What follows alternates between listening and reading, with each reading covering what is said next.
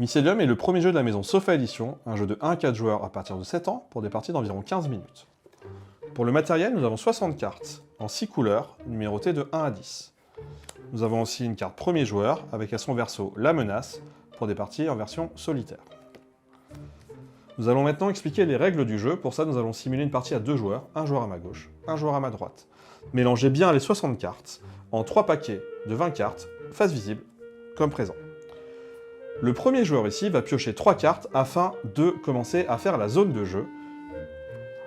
Il doit les placer de manière adjacente. Il peut piocher dans les paquets de son choix. Il peut même repiocher dans les mêmes paquets. C'est maintenant au joueur suivant qui va piocher 3 cartes. Et nous repassons à l'autre joueur qui va mettre les 3 dernières cartes. Le joueur qui n'a placé que 3 cartes va décider qui commence la partie. C'est bon pour la mise en place, nous allons en même temps passer aux explications du jeu. À son tour de jeu, un joueur va choisir une carte sur la zone de jeu et va pouvoir attaquer une carte adjacente de valeur inférieure. Par exemple, ce 8 pourrait attaquer ce 7. Ce 2 ne pourrait pas attaquer le 7. Pour l'exemple, le 8 qui attaque le 7, le joueur les retire du jeu. Le 7 qui a été attaqué, ce sont ses points de victoire. Le joueur vient de marquer 7 points de victoire, les met face cachée devant lui, et c'est ça qui comptera pour la fin de la partie. Le 8 violet, il le place devant lui, et c'est son armée avec laquelle il attaque désormais avec les violets. La phase d'attaque est terminée, il va maintenant passer à la phase de renfort. Il va donc choisir 2 cartes sur les piles face visible et compléter la zone de jeu. Il décide de placer ce 5 bleu, ainsi que ce 4 rouge. Son tour est terminé, ça va être maintenant au tour de l'autre joueur de pouvoir jouer, et de faire de même.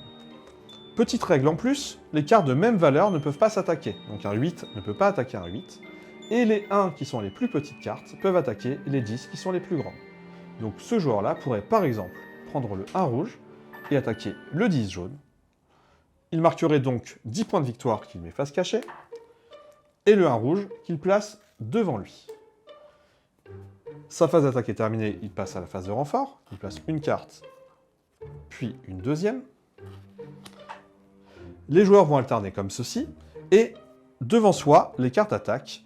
Un joueur ne peut avoir que 3 couleurs devant lui. Là, il a du violet, il pourrait avoir du violet, une deuxième couleur et une troisième couleur. Ils ont le droit d'avoir des couleurs en commun. Si ce joueur attaque en violet, ce joueur-là peut aussi attaquer en violet.